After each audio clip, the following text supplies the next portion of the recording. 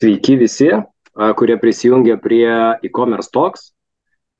Tai kas iš praėjusių metų neatsimena, galbūt dar ne visi dalyvavo, tai priminsiu, kad e-commerce talks yra seminarų, webinarų sesija apie elektroninę komerciją, kaip žinoma sako ir pats pavadinimas. Čia mes šnekame apie tai, kaip auginti verslą, kaip plėstis, apie įvairias priemonės. Jau yra įvykę praėjusiais metais, per pastaruosius metus, jau 14 webinarų, 14 pranešėjų mes turėjome. Kai kurie kalbėjo ne po vieną kartą. Ir dabar, kol tiesiog matau, kad žmonės dar renkasi, tai aš įmesiu dar ir nuorodą į ankstesnius webinarus, kad tie, kas dalyvauja galbūt pirmą kartą, nematė, o ypatingai artėjant dar Black Friday ir šventiniams pardavimams, tai tiesiog galėtumėt pasižiūrėti, gal rasite kažką tenai naudingo. Šiuo metu įskilti chat.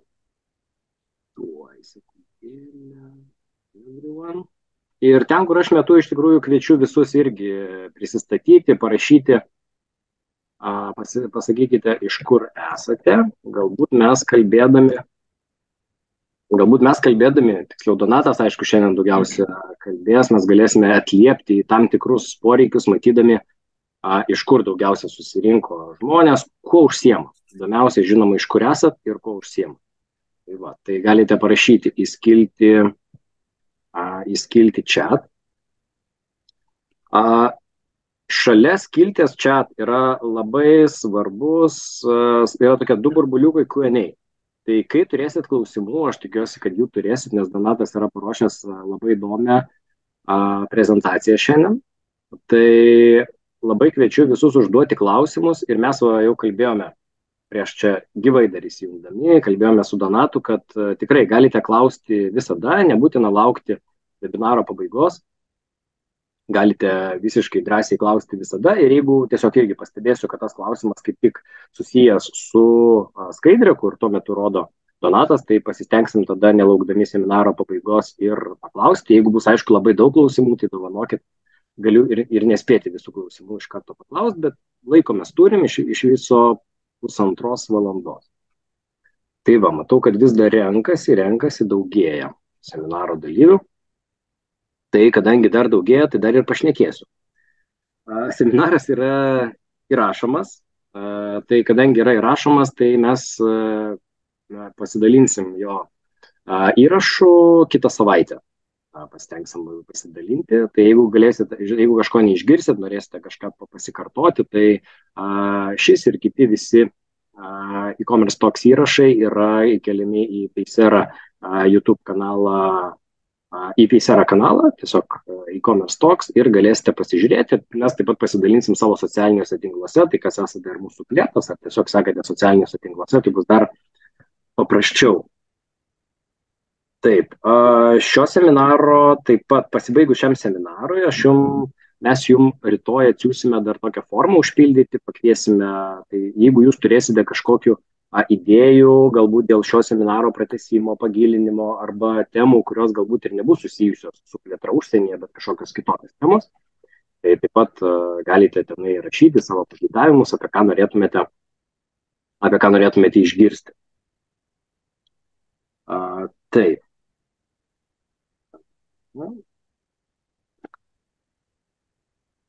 Gerai. Tai atrodo, pasakiau esminę informaciją. Žmonės vis dar renkasi, bet jeigu ką, tai gerbdami tos, kurie jau susirinko laiku, tai mes tada tikriausiai po truputį pradedam. Tai šiandien mūsų svečias yra Donatas Gudelis, Makes You Local vadovas. Sveikas, Donatai. Sveiki visi.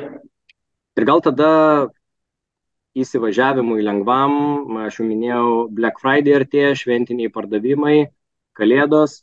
Tai ar jaučiasi jau visas tas bazas, kaip užsiėmę esate jūs įmonėje ir ar Lietuvos verslas jau labai ruošiasi?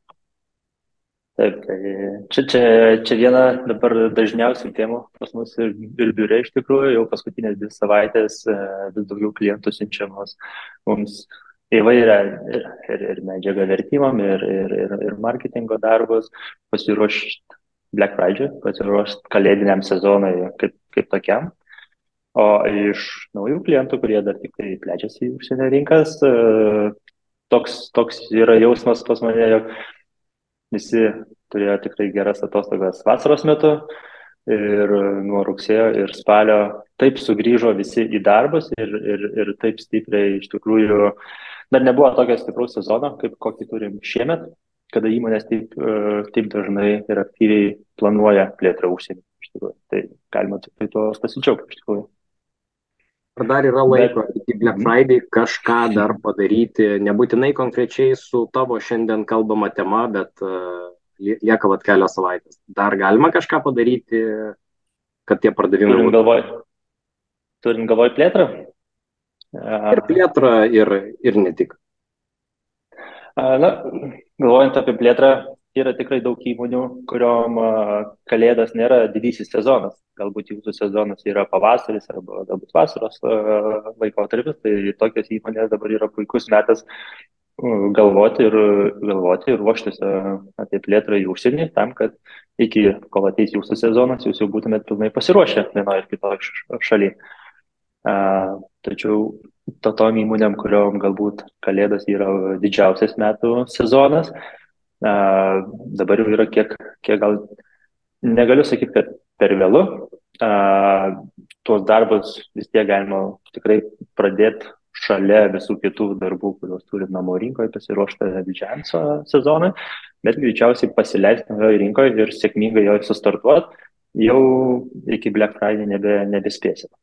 Nes natūralu, vienas darbas yra pasileisti, bet kitas darbas sėkmingai dirbti ir uždirbti toje rinkoje. Ir dažnai tam reikia kiek daugiau laiko negu savaitės ar 2. Supratau. Tai žiūrovam klausytojams dar galiu beje paminėti, kad nuoroda, kurią aš mečiau apie anksčiau įvykusius e-commerce talks seminarus, kurią aš beje galiu, nes jinai tikriausiai labai giliai ten ėjo užtin, tai šiandien galiu. Metau jau kaip tik kolega, kaip tik irgi įmė. Teisingai, man nebereikia. Ačiū už pagalbą, Rūta. Paspaudė nuorodas, kur yra kaip tik, kad šio webinaro įrašas ir visi kiti webinarai įrašai yra Pacer LT YouTube kanale. Tai tiesiog irgi tarp jų yra ir tokių patarimų. Praėjusiu metu Black Friday, prieš praėjusiu metu Black Friday, tai galbūt jau jūs rasite dar naudingos informacijos savo. O dabar tada mes jau šokame prie šios dienos temos, tai yra apie sėkmingų žingsnių elektroninės parduotuvės plėtrai užsienyje. Donatai, tada jau dabar visas dėmesys tau. Supratau. Sveiki dar kartą visi. Labai malonu, kad pakvietėt ir mane prisijungti prie e-commerce talks. Šiandien mes kalbėsim daugiau apie e-commerce, apie e-commerce plėtrą į užsienio rinkas, kaip tą daryti dirbant iš Lietuvos, kaip pradėti prekiauti internetu kaiminėse rinkose arba tolimesnėse rinkose. Galbūt šiandien daugiau dėmesio skirsim tom įmonėm, kurios tai daro galbūt kaip kad pirmą žingsnį ar antrą žingsnį. Tai tikrai labai visus skatinu komentuoti ir uždavinėti klausimus čate, kaip ir Aleksas minėjo, jis pasistengs tuos klausimus įgarsinti ir tokiu būdu visą šitą webinarą padarysim dar labiau praktišką, nes natūralu yra sunku kalbėti apie labai praktinius dalykus, nes galim tik į vieną temą labai daug susikoncentruoti ir nespėti apkalbėti visko. Tai jūsų klausimai visą laiką yra gelbsti tą webinarą padaryti ne tik teorinį, bet ir praktišką ir dalintis daugiau praktinių patarimų. O tiems, kas mane matot šiandien arba girdit šiandien patį pirmą kartą, tai aš esu Donatas Gudelis, aš esu įmonės Makes You Local vadovas. Ir kodėl mes šiandien kalbam tą temą? Nes pastaruosius 12 metų mes būtent kaip įmonė, kaip Makes You Local, dirbam su e-commerce verslais, su įmonėms prekiaujančioms internetu, tiek produktais, tiek paslaugom, kuriuom padedam plėsti veiklą į užsienio rinkas. Tai šiai dienai dirbam apie 19 rinkų visoje Šiaurės Europoje, pavadinkim, vakarų, centriniai, rytų ir Šiaurės Europoje. Iš 4 biurų Vilniaus, Kopenhagos, Berlyno ir Brno, Čekijoje, kur ir padedam mūsų klientam įmonėm, šiuo metu turim 270, kiek daugiau įmonių, kuriam kiekvieną dieną padedam vienoje ir kitoje rinkoje su tam tikrais darbais, kaip kad vietinis kliento aptarnavimas, vertimas, ar elektroninių parduotuvių lokalizavimas, ar kažkokios kitos paslaugos tose rinkose. Tai natūralu šiandien pasistengsiu pasidalinti galbūt mūsų patirtim ar pasidalinti metodais, kaip mes dirbam su projektais ir įkvėpti juos planuoti plėtrą į užsienį, arba tiesiog pasidalinti vienu ar kitu patarimu, kaip turėtumėt galbūt išvengti kažkokių brangių ar ilgų klaidų, kaip vieną ar kitą dalyką galima tiesiog neišradinėjant dviračio nukopijuoti nuo kitų įmonių, kaip jos tą plėtrą vysto. Pradedant taip labai bendrai, natūralu, pirmas klausimas yra, ar iš vis verta plėstis į užsienį, kodėl įmonės plečiasi į užsienį. Natūralu, tas pirmas atsakymas yra klientai. Dirbdami vienoje rinkoje mes esame apriboti tos rinkos perkamąją galę, tos rinkos populiaciją. Jeigu Lietuvoje turim apie iki 3 milijonų gyventojų, natūralu, įmonės plėtra turi tam tikras ribas. Taip, natūralu, mes galim plėsti prekių asortimentą, kategorijas, iš e-komercijos į fizinį verslą, bet ir taip pasiek daugiau klientų, bet tos lubos yra vis tiek žemiau, negu galbūt dirbam daugiau rinkų, kaip kad išsiplėtus į Baltijos šalis, į Latviją, Estiją, mes jau dirbam daugiau negu 6 milijonų rinkoje. Taip. Tai vienas stereotipas, ką aš kart paneigsiu, plečiantis į didesnės rinkas arba rinkų dydžiai nenusako tiesiogiai, kiek užsakymų per mėnesį jūs gausit daugiau ar mažiau lyginant su jūsų namų rinka. Jeigu Lietuvoje turim 3 milijonus gyventojų ir jūs gaunate apie 1000 užsakymų per mėnesį, tai nereiškia, kad išsiplėtę į Lenkijos rinką jūs gausit 10 kartų daugiau užsakymų, negu gaunat Lietuvos rinką. Natūralu, taip neveikia tie dalykai. Dažniausiai įmonė neinvestuos 10 kartų daugiau arba nedarys 10 kartų daugiau kitų darbų negu Lenkijoje, negu jie daro Lietuvoje. Taip? Tai nereikia, galbūt rinkimasis, į kurią rinką plėstis, atsižvelgiant į gyventojų skaičių, tai neturi būti pagrindinis kriterijus, tai turi būti vienas iš galbūt kriterijų. Bet iš mūsų patirties matom, kad Estijoje, kur yra kiek daugiau negu 1 milijonas gyventojų, sugebam parduoti tą patį kiekį užsakymų, kiek mes sugebam Latvijoje arba Lietuvoje kitą kartą. Taip? Tai dydis ne visada nusako tą užsakymų skaičių. Kitas dalykas, kaip tą šalį galbūt kryptį renktas įmonės, tai dažniausiai tas mūsų žemėlapis, pavadinkime, Europos labai susiskirsto į tam tikrus regionus. Taip, kaip mes, būdami iš Lietuvos, mums yra labai patogu plėstis ir dirbti visose Baltijos šalyse, nes tai yra viena infrastruktūra e-komercijos, vieni partneriai. Jeigu Lietuvoje dirbat su logistikos įmonė, tai tikriausiai ta logistikos įmonė dirba ir Latvijoje, ir Estijoje, ir yra daug kitų niuansų, kurie yra labai panašus. Tiek kultūriniai, tiek perkamoji galia, tiek prekių vartojimas tam tikrų ir panašiai. Tada yra Skandinavijos regionas, pavadinkim, jeigu išplečiat savo elektroninę parduotuvę į Švediją, kas yra galbūt visai nemažas darbas, vėliau plėstis regione, į Daniją, Norvegiją ar Suomiją yra kur kas lengviau, nes jau tas regionas vėlgi naudoja vieną e-komercijos infrastruktūrą, skiriasi valiutos, skiriasi kiti niuansai ir panašiai. Į tai galima atkreipti dėmesį, vėlgi atsižvelgiant, kaip mes plečiamės. Bet aš sustabdysiu, gerai? Kadangi leidai man stabdyti. Prašom. Klausti, sakykime, kur dažniausiai lietuviai, kuri rinka būna ta pirmoji, kai lietuviai pradeda plėstis? Ar didelė Lenkija? Ar mažesnė Latvija, nes, braliukai atrodo, viskas aišku, labai turėtų būti panašu, ar gal tada labiau į tarsi ekonomiškai labiau išsivyščiusią Skandinaviją? Į kokias rinkas dažniausiai žvalgosi, iš tų, kur čia dabar išvardinai? Taip, tai vat, su sekančiam skaitėm greičiausiai ir prieisiu prie tų argumentų, kaip rinktis tą šalį ir kuo jos skiriasi, galbūt ir tas klausimas labai išryškės, atsakymas į tą klausimą, bet žiūrint į, pavyzdžiui, mūsų patirtį pastarųjų, nežinau, 10 metų, tai natūralu Latvija ir Estija yra laiminčios šalys, į kurias dažniausiai nusprendžia plėsti lietuvišką verslą verslininkai.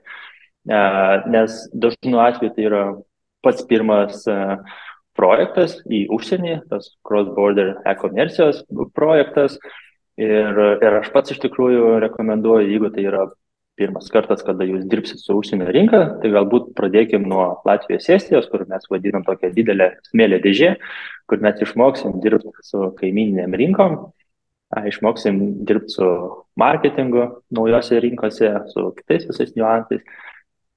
Tos rinkos tikrai yra geros, tose rinkose tikrai galim pasiekti labai gerų rezultatų ir kuomet tas projektas bus jau sėkmingas ir pelningas tose rinkose ir gausit pajamas iš tų rinkų, įmonė daug drąsiau su turimom žiniom ir patirtim iš Baltijos šalių, su papildomais finansais, daug drąsiau investuos į tokias kaip didesnės rinkas, kaip Švedija, kaip galbūt Vokietija ir panašiai. Antroje vietoje galbūt būtų Lenkija. Šiemet labai daug iš tikrųjų dėmesio gauna Čekija ir Slovakija, o tas regionas, nes ir mes patys ten pradėjom dirbti daugiau. Ir tiesiog pamatėm, kad tas regionas yra labai panašus į Baltijos šalių, pavadinkime, iš konkurencinės pusės, iš perkamosios galios ir logistikos įmonės jau turi paslaugas greitai ir gana už adekvačią sumą nuvežti visų prekes iki galutinio kliento tose rinkose. Tai matom, kad vis įdomiau ir tos rinkos iš tikrųjų yra lietuviam. Tai va, bet vienas dalykas, ką mes labai stebim per visus metus, nes tai iš vienos pusės yra ir mūsų duona, tai yra kiek iš tikrųjų galbūt keičiasi visa e-komercija, per pastaruosius 10 metų. Keitės, mes turėjome ir COVID metu, kada daug įmonių iš tikrųjų atėjo į e-komerciją arba buvo priverstas ateiti į e-komerciją. Pats klientas, jis tampa vis labiau edukuotas, kaip naudotis e-komerciją, kaip užsakyti prekes internetu ir tai tiesiog tampa visiškai natūralus dalykas tiek visų kategorijų amžiaus klientų, pavadinkim. Nors anksčiau matėm, kad e-komercija nesinaudoja galbūt tiek daug žmonių, kaip kad dabar. Mes matom, kad parduotuvės labai greitai vystosi iš tos prasmės, kaip gerai aptarnauja klientą, kaip yra lengva įsigyti prekes parduotuvėse, kaip yra patogu apsipirkti internetu. Ir natūralu įrankiai, tokie kaip dirbtinio intelekto įrankiai, kiti įrankiai kaip Google Translate ar DeepL vertimo įrankiai, jie vis tobulėja kiekvienais metais ir vis daugiau palengvina tų darbų arba atpigina tos darbus, kuriuos reikėtų pasidaryti einant į naujas rinkas. Ir matom, jog ta kaina arba tos investicijos plėtros į užsienį, kaip kad klientų aptarnavimo investicija, kaip kad vertimo investicija, jį mažėja kiekvienais metais iš tikrųjų. Ir ką supratom, kad ne investicijos dydis, ne investicijos į vertimus, ne investicijos į klientą aptarnavimą iš tikrųjų yra tas kritinis dalykas, kas atbaido nuo plėtros. Nes tos investicijos tikrai nėra didelės ir daug įmonių visiškai tą gali sau leisti, dėl ko įmonės nesiplečia dažniausiai, dėl tam tikrų galbūt kompetencijos stokos įmonės viduje, dėl kitų prioritetinių projektų, dėl galbūt neužtikrintumo, ar tą produktą mes galim parduoti naujoje rinkoje.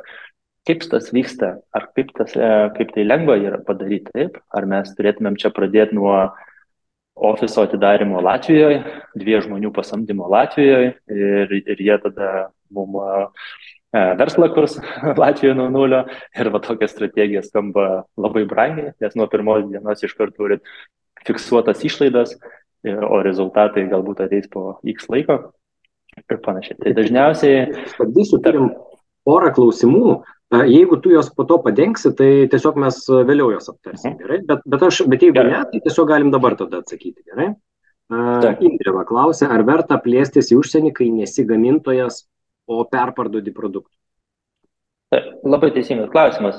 Gamintojas ir brand owneris, kaip mes vadinam, prekės ženklų savininkas, jis turi labai daug konkurencinių savybių. Taip, mes galim konkuruoti tiek kokybę, tiek kainą, tiek savo pozicionavimą turėti ar iš marketingo pusės. Bet jis turi ir tam tikrų silpnybių, kaip kad jūs galbūt esat žinomi Lietuvoje. Na, paimkim kokį nors prekės ženklą gamintoją žinomą Lietuvoje. Tarkim, kokį nors didesnį, kad nieks nebūtų išėdę, audimas. Taip, audimas, senas prekinis ženklas Lietuvoje, visi jį žino, bet tokia įmonė einanti į galbūt Švedijos rinką, jie tampa no-name iš tikrųjų. Jiem reikia dėti papildomas pastangas į marketingą ir į kitus kanalus, kad jie edukuotų klientą, koks tai yra jų prekės ženklas, ar jie yra aukštos kokybės prekės ženklas, ar žemesnės, kodėl yra tokia kaina ir panašiai. Taip. Jeigu eina į Švediją toks kaip Sportlandas, kur jie prekiauja žinomais prekių ženklais, taip, tai visi žino, kas yra Adidas bateliai Lietuvoje ir visi žino, kas yra Adidas bateliai Švedijoje. Dažnu atveju klientas jau žino, kodėl jis jau išsirinkęs produktą, jis tik tai ieško, kur patogiau, pigiau ar kažkaip kitaip, lengviau jam įsigyti tą produktą. Ir tada yra tam tikras panašumas, kad tau nereikia įrodinėti, kuo aš prekiauju, tačiau atsiranda kiti iššūkiai, jo tokie brandiniai produktai, jie turi daug mažesnės maržas, natūralu, jų yra didelis pasirinkimas rinkoje ir tada tu jau konkuruoji su nemaža dalim vietinių įmonių, kurios turi lygiai tokį pat produktą ir kurios jau galbūt 10 metų toje šalyje dirba ir kiekvieną dieną stengiasi turėti vis geresnę parduotuvę, klientų aptarnavimą ir marketingą. Tai yra prieš ir už, bet abiejais atvejais verta galvoti apie plėtrą užsienį. Mes labiau žiūrim, bet čia vienas iš konkurencinių pranašumų ir supratimas, kaip mes eisim į naują rinką, prieš ką konkuruosim ir į ką mums reikia daugiau skirti dėmesio, ar marketingą, ar į kažkokius kitus veiksmus. Tai aš iš tikrųjų dar prie to klausimo grįšiu vėlesnėse skaidrėse, bet čia labai teisingas klausimas. Taip. Tai renkantis tą rinką galima užduoti tokius paprastus klausimus tiesiog savo. Kas turėtų pirkti jūsų produktą, taip, ir vėlgi čia atsakant, ar jūs esate brand owneris, ar jūs esate žinomų prekių ženklų perparduotojas, taip, ar yra klientas, kuris vartoja tą produktą, ar yra jau konkurentai, kurie prekiauja tų pačių produktų. Tai tiesiog yra čia toks platesnis klausimas, nes jeigu mes prekiaujam avalinę, tai galim žiūrėti, ar, nežinau, prekiaujam kroksais ir ar kroksai jau yra žinomi toje rinkoje ir mes įvedinėsim tą naują produktą į rinką. Taip. Jei prekiaujam galbūt maisto produktais ir, nežinau, Danija yra galbūt įprotis, kad jie tikrai mėgsta vartoti anyžių kaip prieskonį, o gal lietuviai to anyžiaus nelabai mėgsta, taip, ir gali būti čia tas skirtumas. Arba jeigu mes kalbam apie Lenkiją, Lenkija vėlgi turi labai daug kultūrinių tokių kartais skirtumų, tiek stiliui, tiek dizaine ir panašiai. Ir stengiams atsakyti tą klausimą, ar Lenkai tiesiog vartoja tokį stilių, ar jie nešioja tokius drabužius ar panašiai. Ypač, kai įmonė plečiasi atvirkščiai iš Lenkijos į Švediją, tarkim. Kada labai yra dideli kultūriniai skirtumai. Kas yra jūsų konkurentai naujoje rinkoje? Taip, jeigu jūs einat su Adidas batelis, tai natūralu, tas produktas jau yra Latvijos rinkoje ir jau yra eilė įmonių, kurie prekiauja tuo produktu.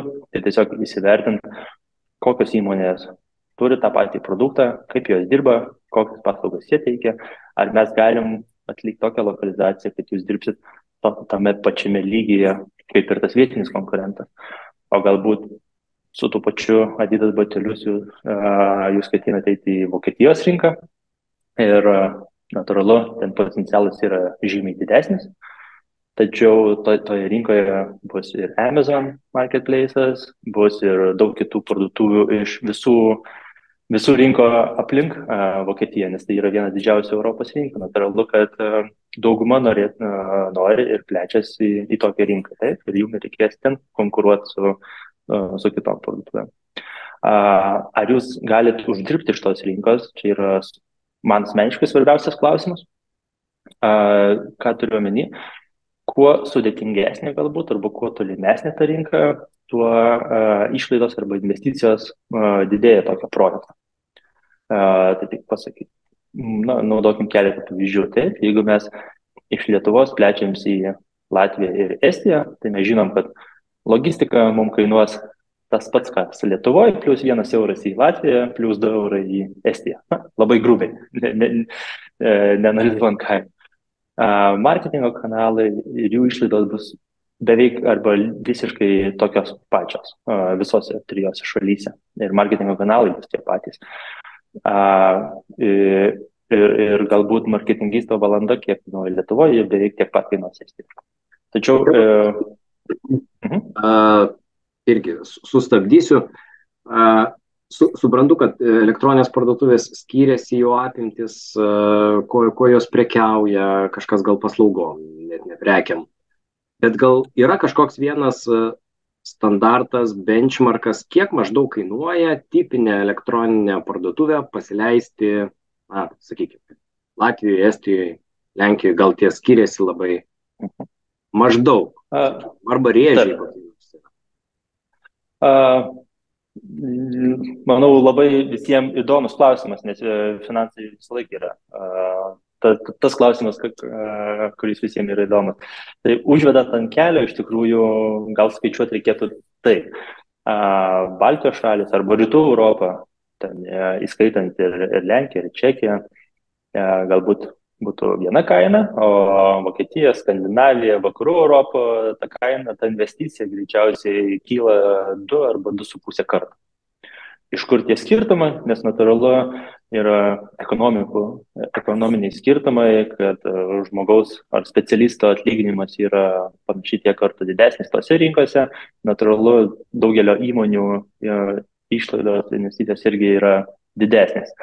Tai čia įeina ir ta pati tokių, realiai visų paslaugų susijusių su ta plėtra, nuo vertimo, nuo marketingisto valandos, nuo Google AdWords klikas, kiek jis kainuoja Lietuvoje ir pastebėsit, kad Vokietijoje galbūt jis kainuoja 3, 4, 5 kartus daugiau. Tai čia reiktų galbūt tą suprasti. Tai nėra nei pigu, nei brangu, tai tiesiog yra skirtumas tarp rinkų. O jeigu taip užvedant ant kelio, apie kokias sumas galbūt eitų kalba, vėlgi aš nepasakysiu to tiksliai, bet užvesiu ant kelio, kad jeigu kokią Latviją ir Estiją jūs galite galbūt pasileisti nuo, su visom investicijom nuo 2000 iki 6, tai Vokietija galbūt bus nuo 4 iki 8, ar ten kažkur tie rėžiai. Čia ne pažadas, bet čia labiau noriu užvesti ant kelio, kad taip, plėtrą reikėtų planuotis ne su 500 eurų biudžetu, bet tikrai ne su 10 000 eurų biudžetu. Tos investicijos, aišku, josgi priklauso ir nuo kiek įmonė turi produktų, kuriuos reikės išversti, kiek bus naudojami įrankiai ir kiek bus naudojami žmonės tiem vertimam. Ir vertimai yra tik tai viena iš 100 dalių visame tame projekte. Tai, bet čia aš tokį duodu suprast, kaip galbūt vertinti, pavadinkim. Taip, bet grįžtant prie to klausimo, ar jūs galite uždirbti iš naujos šalies, taip, tai čia mes visą laiką vertinam, kokios mūsų išlaidos, jeigu mes plečiams į Latviją, kiek mums pabrangsta aptarnavimas, ar mums reikia samdyti žmogų, ar nereikia, ko dažniausiai nereikia, kiek, nežinau, bet kokios kitos papildomos paslaugos. Ir skaičiuojam labiau, kiek reikia gauti užsakymų, žinant jūsų vidutinio krepšelio vertę namų rinkoje, Lietuvoje, pagal tai galima skaičiuoti, kiek reikia mums gauti užsakymų per mėnesį Latvijoje, kad tas projektas, pavadinkim, dirbtų ant nulio, taip, ant break-even. Ir tas kiekis galbūt, pavyzdžiui, laikykim, būtų 200 užsakymų per mėnesį. Ir galbūt tikslas jūsų būtų 700 užsakymų per mėnesį iš Latvijos, kad laikytumėte, jog projektas yra sėkmingas. Na ir tie skaičiai visiems individualiai gali būti 1000 ir 10 000 ir panašiai. Bet lygiai tą pačią skaičiuoklę galite įsivertinti ir kitose rinkose, tarkim, jeigu einate į Švediją, tai, kur galbūt marketingo išlaidos bus didesnės, galbūt sutiksi daugiau konkurentų, galbūt logistika bus jau visai kita kainodara, galbūt turėsit kitus partnerius naudot, kaip kad, nežinau, iš apmokėjimo būdų švedai galbūt yra pripratę pirkti daugiau leasingo arba mokėti pavedimų, kada jie turi 3 mėnesius ar mėnesį tam pavedimui padaryti ir jūsų cash flow sustoja. Ir tada galite įsivertinti, kad bet Švedijoje dirbti pelningai arba dirbti ant nulio mums reikia jau 500 užsakymų, nebe 200 taip kaip atveju. Bet galutinis tikslas yra gauti galbūt 2000 užsakymų per mėnesį. Bet tas paprastas skaičiavimas iš tos pusės ir kam bus įdomu, galėsite tikrai pasidalinti ir šablonais tų skaičiuoklių. Mes jas vadinam income per order, pajamos per užsakymą, kur galima labai lengvai susirašyti visas išlaidas ir aiškiai žinot, kiek jums kainuoja aptarnauti vieną klientą, vieną užsakymą ir kokią maržą finaliai lieka. Ir kaip tas skiriasi tarp rinkų. Kaip greitai gali būti pelningi tose rinkose, vėlgi, ar tas projektas bus pelningas po 6 mėnesių, ar tas projektas bus pelningas po 2 metų, yra didelis skirtumas, kai mes renkam, į kurią rinką investuoti.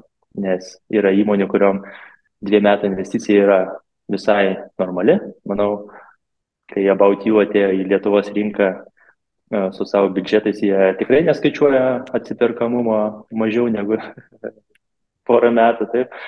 Bet žiūrint į vidutinį, kaip pasakyti, į tokį vidurkį Lietuvos verslų, kurie vykdo plėtrą per e-komerciją, natūralu, dauguma lūkesčių yra kur kas greitesniam atsiperkimui. Ir tokiu principu mes ir išsirinkam tas rinkas ar šalį, į kurią plečiamės iš pirmo karto, ar į kurią einam antrų kartų ir panašiai. Nes pirmas sprendimas, kada vykdom pirmą plėtrą, dažnai būna vienoks, tarkim, einam į Latviją ir Estiją. Tačiau, kada jau mes ten dirbam dėl esamos apyvartos ir visos tos veiklos, mums jau atsidaro kur kas lengviau įeiti į Suomiją, nes mes galim galbūt apjungti logistiką, ar panašiai. Jeigu mes sėkmingai dirbam Lenkijoje, tai yra daug lengviau tada įeiti į Čekiją, Slovakiją, negu įeiti tiesiai iš Lietuvos, tarkim. Tai kartais natūralu, kuo mes einam tolyn, kuo daugiau rinkų atidarinėjom, tuo galbūt iš pirmo karto Vokietija netrodo, kad gali būti galbūt pelninga rinka, bet kai jau prekiauja 4 rinkose aplink Vokietiją, ta Vokietija tampa labai, labai logiško sprendimu, nes jau galbūt turi ten fulfillmentą sandėlį, turi greitus pristatymus ir panašiai ten regione. Kita galimybė plėstis per rinkas yra marketplace, nes aš labiau esu finance ir kalbu apie plėtrą į rinką per savo elektroninę parduotuvę ir tada šalia prijungti kiek galima daugiau pardavimo kanalų, kaip kad marketplace, kainų palyginimo saitus ir panašiai. Bet yra įmonių, kurios tiesiog plėtrą vykdo per marketplaces, net neturėdami savo elektroninių parduotuvių. Tai irgi yra viena iš opcijų. Ir dabar daugiau mes pakalbėsime apie būtent... Gal užduosiu vieną klausimą. Nors čia dabar kalbėjom apie marketplaces, gal ir tiesiog kaip apie formatą, tai čia irgi apie formatą klausimas. Ieva klausė, kas geriau, ar kurti atskirą e-shopą konkrečiai rinkai su jos kalba, ar daryti iš lietuviško e-shopų multi-shopą su anglų kalba. Perspektyvai, jog bus ne viena šalis. Ir taip pat yra susijęs klausimas irgi apie kalbą, kuri rinka būtų, apie kalbą yra tuoj. Ar internetinio puslapio vertimas į vietinę kalbą yra reikalingas, o gal pakanka anglų kalbos. Tai va irgi tokie klausimai. Šitos abu klausimus pasistengim visi nepamiršt, nes aš juos atsakysiu, va, kaip tik matot skaidriai parašyta localize, antras žingsnis, ir aš juos labai tiksliai atsakysiu va šitoj vietoje iš tikrųjų. Kaip galbūt tą galima planuoti ir kada galima galbūt eiti su anglų kalba, kada būtina vietinė kalba. Tai čia labai teisingi klausimai. Tai prie jų grįšim po 2 minučių, bet dažniausiai visas projektas prasideda būtent nuo to sprendimo priėmimo, tai į kurią rinką mes plečiam šiuo metu, koks yra mūsų konkurencinis pranašumas, ar galbūt jūs turite didžiausią sandėlį, galbūt jūs turite visus prekes sandėlį, o visi jūsų konkurentai dropshipina ir turi kol kas ilgesnį pristatymo laiką. Galbūt jūs turite produktą, kurio niekas kitas neturi, galbūt jūs esate gamintojas ir turite konkurencinius pranašumus tiek kokybę, tiek kainą, tiek kažkuo. Tiesiog koks bus mūsų konkurencinis pranašumas einant į naują rinką ir ten parduodant tą patį produktą, kodėl klientas turi rinktis jūs Latvijoje negu kitą Latvijos įmonę. Vidinės kompetencijos, kokių partnerių reikia vykdyti tam projektui arba kiek galima to padaryti patiem įmonės viduje. Ir verslo planas iš esmės, ar jis keičiasi naujoje rinkoje ar nesikeičia. Turiu omeny, tas, aišku, verslo planas yra labai plati tema, bet tiesiog, kad užvest ant kelio, apie ką aš čia kalbu, tai labiau, kad galbūt jūs Lietuvoje prekiaujat, ko jūs galite prekiauti, kondicionieriais, buitiniais kondicionieriais, kuriuos savo elektroninėje parduotuvėje parduodat, bet jūs taip pat teikiat ir paslaugą montavimui, taip pat teikiat paslaugą ir remontui, taip pat galbūt dar kažkokių paslaugų turit aplink tą produktą. Tai. Ir plėsdami tokią elektroninę parduotuvę į naują rinką, į tą pačią Latviją, galbūt jūs priimat sprendimą, kad jūsų verslo planas keičiasi, nes jūs nevykdysit ten remonto darbų, nevykdysit ten montavimo darbų, jūs būsit tik tai pardavėjas to produkto. Ir vėlgi, kaip tas įtakos pajamas ir kaip tas įtakos patį produkto pardavimą, nes dažnu atveju produktą perka tik dėl to, kad įmonė gali padaryti nuo A iki Z visus darbus, o ne tik tai vieną iš tų dalių. Tai apie tai būtent kalbu, ar pats verslo modelis, kuo jis skirsis, ar nesiskirs niekuo.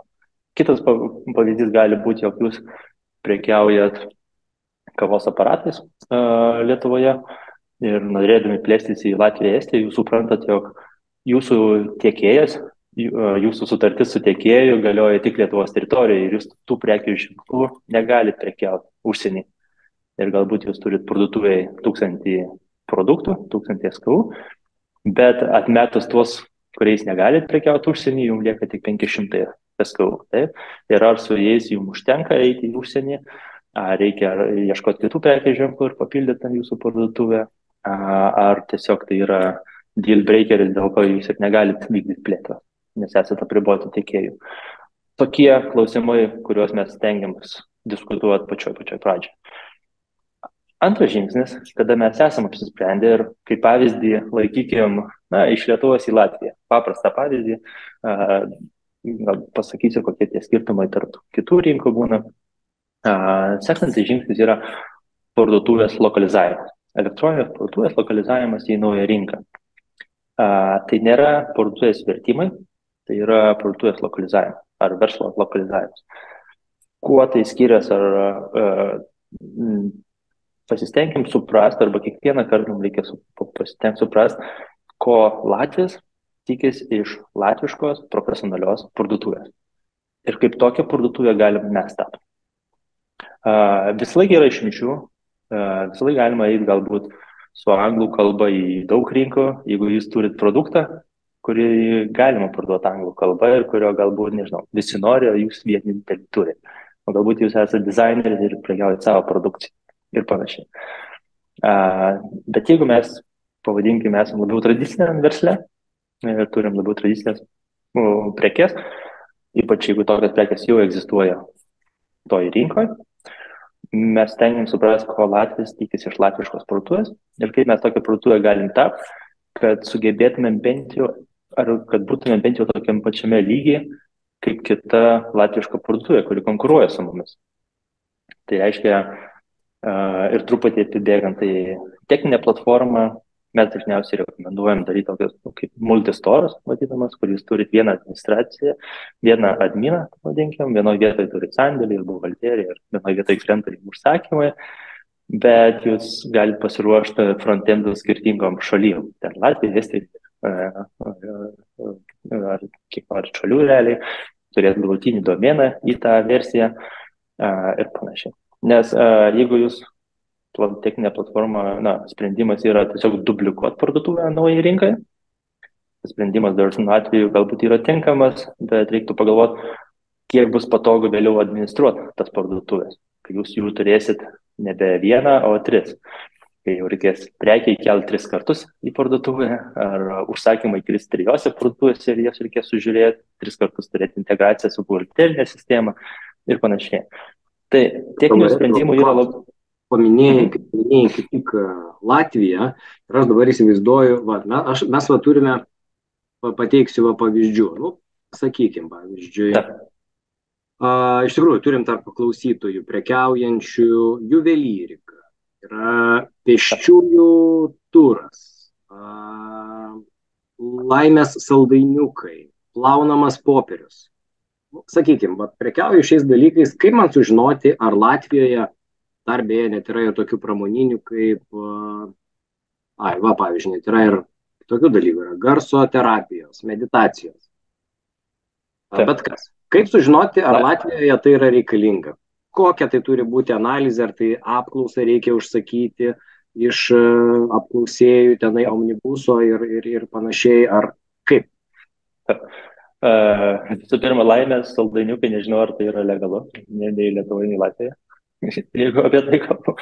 Bet teisingai, kiekvienam tam verslui jie yra labai skirtingi. Ir girdžiu, kad tai yra ir paslaugų verslai, ir produktų. Pirmiausia. Saldainiukai, sausainukai. Čia yra, kur iškepi tikriausiai, aš tik spėju, kad kur iškepi, kaitei ir perlauži ir ten tikriausiai yra tau kažkoks palinkėjai. Taip, juokauju. Bet pats pirmas žingsnis, labai paprastas, tiesiog eiti į Google ir pabandyti paieškoti tokių pat produktų ar konkuruojančių įmonių. Ar iš vis tas produktas egzistuoja rinkoje, kas yra jūsų tas target grupas, tas klientas Lietuvoje, taip, ir tada stengti suprasti, ar yra tų klientų toje pačioje Latvijoje, taip, ar yra tų klientų vartojančių tuos produktus. Tai čia yra tokie pirmi paprasti dalykai. Sekantis žingsnis galbūt galima investuoti tikrai į tokį kaip rinkos tyrimą, ir mes jį darom, ir kitos įmonės galbūt daro. Tik tai reiktų žinoti, kam jis yra skirtas, nes dažniausiai įmonės labai specializuojas, ar tas rinkos tyrimas labiau suprasti pačią rinką, ar suprasti klientą toje rinkoje, ar iš marketinginės pusės ir marketingo kanalų yra tas rinkos tyrimas daromas. Tai čia gal tokie pirmi paprasti dalykai. Visą laiką galima mums paskambinti ir pasikonsultuoti visiškai nemokamai ir mes visą laiką su džiaugsmu pasakom, kiek žinom ir kiek galim pasakyti, tik tam, kad tas projektas būtų sėkmingesnis ateityje. Klausytojai užfiksuokit. Galima pasiskambinti. Nes dėl ko aš neskubu siūlyti, kad eikit, užsakinėkit rinkos tyrimus ir panašiai, nes kartais tas rinkos tyrimas gali kainuoti tiek pat, tiek visa lokalizacija į tą rinką. Pavadinkim, tai reikia irgi suprasti, kada jį naudot, kokio tipo verslam ir kokio dydžio verslam tie rinkos tyrimai atsiperka ir panašiai. Nes kita, kad yra pigiau tiesiog eiti ir pabandyti į tą rinką. Tai va, bet tada, jeigu grįžtam prie tos techninės platformos, tų sprendimų yra labai daug, iš tikrųjų, manau, jūsų programuotojai tikrai gali patarti, mes galim patarti, kaip geriausia tą būtų pasidaryti, plus visų parduotuvės yra galbūt skirtingos, kas naudoja Shopify, kas naudoja Verslis.lt, kas naudoja open source, kaip Magento, PrestaShop, WordPress, taip, ir kiekviena toj parduotuvėje funkcionalumas truputį skiriasi ir truputį yra panašus. Bet tikslas labiau būtų turėti tokį sprendimą, kuris jums neapsunkintų kasdienio darbo vėliau, kada parduotuvės jau bus paleista. Lokalizacija parduotuvės, tai, kaip sakiau, paruošti parduotuvę taip, kaip tikės to Latvijos iš latviškos parduotuvės. Tai greičiausiai, jeigu mes turim labiau įprastą produktą, tai mums reikėtų vietinio domeno, mums reikėtų vietinio telefono numerio, mums reikėtų adreso Rygoje, o ne Vilniuje. Tam, kad sukurt pasitikėjimą tą parduotuvę, mums reikėtų teisingų vertimų, tai reiškia ne vertimo, o tiesiog, kad Latvijos net nematytų, jog tai yra vertimas, o tiesiog latviškas tekstas. Mums reiktų terms and conditions, mums reiktų check-out'o vietinio, mums reiktų pakalbėti su PCR, ar jie gali vykdyti apmokėjimų surinkimą Latvijoje, taip, iš visų bankų patogių Latvijai, o ne Lietuviai. Logistika, per kiek laiko, kokią kainą. Kalbėti net. Kokią sąskaitą išsiunčiat po užsakymo, kokį automatinį laišką išsiunčiat po užsakymo gavimo ir daug kitų smulkmenų. Ir mes tai darom, pavadinkim, iš tos pusės, kad ta parduotuvė būtų užtikrinai patikima, kad klientas joje darytų užsakymą. Ir kuo mūsų pardavimo krepšelis yra brangesnis, tuo to pasitikėjimo nori daugiau. Tai reiškia, jeigu mes perkam dėkliuką iPhone'am už 5 eurus, mes labai galbūt neverksim ir praradę tos 5 eurus, jeigu įmonė mus apgaus ir niekad neatsius to dėkliuko, ar galim laukti, kol iš AliExpress mums atsius jį per 2 mėnesius ir panašiai. Bet jeigu mes perkam visą iPhone'ą už 1000 eurų, mes jau norim pirkti iš įmonės, kurią aš galiu bent iš pirmo žvilgsnio pasitikėti, taip, kurios galbūt aš nesu pirkęs iš jos anksčiau, bet aš galiu galbūt pasitikėti iš to pirmo susipažinimo su ta nauja parduotuvė, nes labai galbūt kvailas ir paprastas pavyzdys, jūs norite įsigyti iPhone'ą Lietuvoje, jūs nueinate į kainą 24, išsirenkat geriausią kainą, 20 eurų pigiau negu bet kur kitur, ir jau dedat į krepšelį produktą ir tada pamatot estišką telefono numerį, footerį. Greičiausiai ta įmonė iš Estijos, o ne iš Lietuvos. Bet iPhone'as yra brangus daiktas, galbūt suges, norėsiu šį, kad sutaisytų man, norėsiu paskaityti apie grąžinimo sąlygas, apie garantijos sąlygas ir galbūt ten bus parašyta, jog turėsiu siųsti produktą atgal į Taliną tam, kad jį sutaisytų. Kliento aptarnavime lietuviškai nešneka, tai man reikės angliškai šnekėti su jais arba rusiškai, ko aš galbūt noriu daryti arba nenoriu. Ir gali būti daug kitų klausimų, kaip kad norėjau atsiskaityti cash on delivery, bet jie to neturi. Jie turi tik tai PayPal'ą, kuriuo aš visiškai nesinaudoju. Galbūt Idealas, matau, kad pristatys man rytoj už nemokamai. Matau, šitą įmonę pristatys per 7 darbo dienas už 9,99. Ir natūralu, tai yra jau deal breakeriai, kada jūs nuspręsit, kad gal aš geriau eisiu į Idealą, sumokėsiu brangiau 20 eurų, jausiuos, kad aš ten galiu jais pasitikėti, jausiuos ramus, darydamas ten užsakymą ir turėdamas visą aptarnavimą, kuris man reikalingas. Tai natūralu, su šituo pavyzdžiu aš truputį hiperbolizuoju ir labai brangų produktą parinkau. Bet lygiai tas pats, taip pat klausimai kiltų, jeigu pirktumėte Adidas batelius už 100 eurų, kur yra avalynė, yra didelis procentas grąžinimų, keitimų ir jums tie dalykai galbūt yra aktualūs. Taip? Galbūt kiti klausimai yra aktualūs, jeigu mes prekiaujam kondicionieriais, jeigu mes prekiaujam elektroninę, buitinę techniką ir panašiai. Taip? Tai kiekvienas verslas turi savų niuansų, kaip tą pasitikėjimą sukurt parduotuvę. Nes natūralu, jeigu tą patį produktą turi Latvija ir kita latviška parduotuvė, jūs turi būti bent jau tokie pat geri kaip ir jie. Arba jūs turite turėti tokį produktą, kurio niekas neturi ir visi nori. Taip. Tai atsakant į pastarosius tos klausimus dėl kalbos, dėl anglų kalbos, mes esam tikrai projektų ir su anglų kalba atlikę, bet tam buvo aiškus argumentai, kodėl mes einam su ta anglų kalba į vieną ar kitą rinką ir buvo produktas ar verslas, kur mes taip galim elgtis. Ir kitu atveju, pavyzdžiui, net mūsų pačių Makes Local puslapis, jis nėra išverstas į 19 kalbų, jis yra anglų kalba, tiek latviam, tiek estam, bet jam tai yra priimtina. Nes mūsų visai kitas verslas ir čia yra B2B ir panašiai. Bet jūs einat į B2C, į masę ir jūs turite prisitaikyti prie to masės norų. Ir tokie niuansai, kaip kad sako, visi skandinavai kalba angliškai, tai aš galbūt galiu padaryti parduotuvę anglų kalba. Žinokit, e-komercijoje niekas nekalba angliškai.